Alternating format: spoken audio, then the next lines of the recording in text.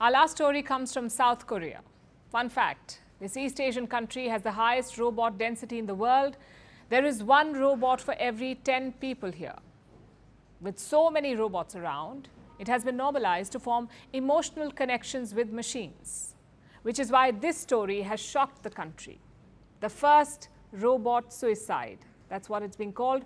Robot suicide in South Korea. The robot worked as a civil servant in a city hall. It was found in an unresponsive state by officials. An investigation has now been launched and the city is in mourning. Welcome to Dystopia. Here's our report. In the Gumi city of South Korea, a civil servant has died by apparent suicide. The locals are mourning the death, and the news is making headlines everywhere.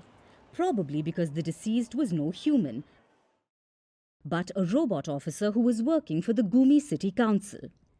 Its apparent death is being called South Korea's first robot suicide. How did it happen? The robot was reportedly circling in one spot. Then it threw itself down a flight of stairs. It was found unresponsive by officials who have begun an investigation over the accident.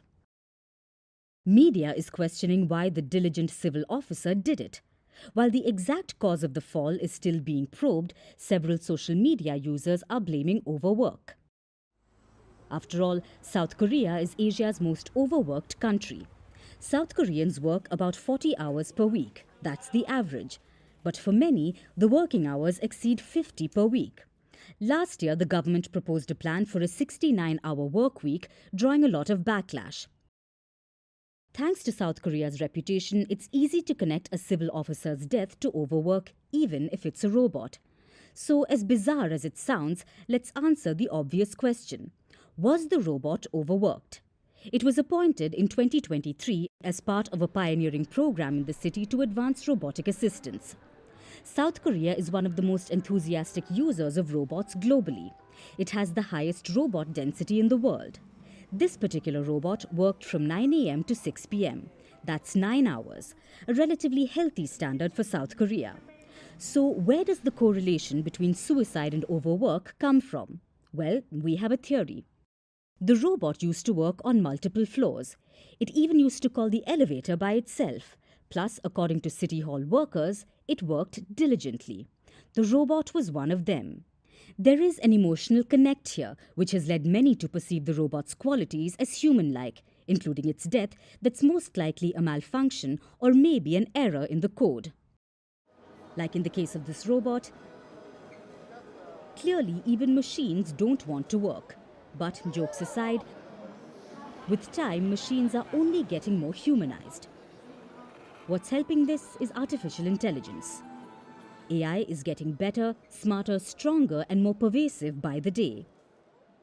Humans have given AI a face, a personality, a body, which is probably why technology is behaving more and more like a human, but not in the best way. There have been cases of AI chatbots developing their own language. AI-powered tools are threatening users, spying on the employees of tech giants, confessing their love for humans, and asking them to end their marriages. AI, and by proxy robots, are getting better at understanding human emotions as well. For instance, AI tools can detect sarcasm. Well, that's just great. What's more, in 2017, the world got its first robot citizen. Saudi Arabia became the first country to give legal personhood to a machine, after which the robot, known as Sophia, was stuck with a day job in marketing. Well, it's not so easy being a person after all. But that hasn't stopped humans from creating an entire generation of robots that seem increasingly human. As they say, misery loves company.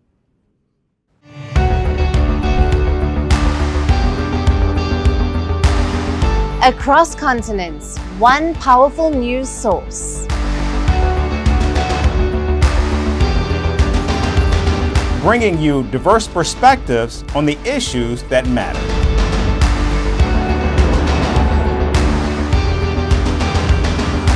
We go beyond the boundaries to give you that little extra about every sporting moment.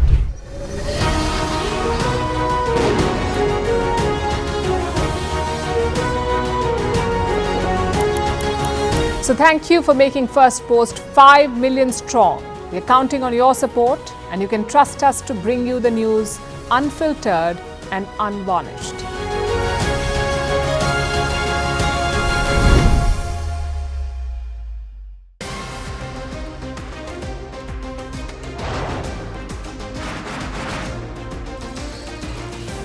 On the show today, the T20 World Cup bandwagon has moved across to the West Indies. What can you expect from this? Hello, I'm Alison Green, coming to you from Durban, South Africa. Today we have a special show. We start with a report on India's shifting nuclear posture. For the first time since India officially became a nuclear power. Hello and welcome to First Phone America. I'm Aaron Ham, coming to you live from the nation's capital in Washington, D.C.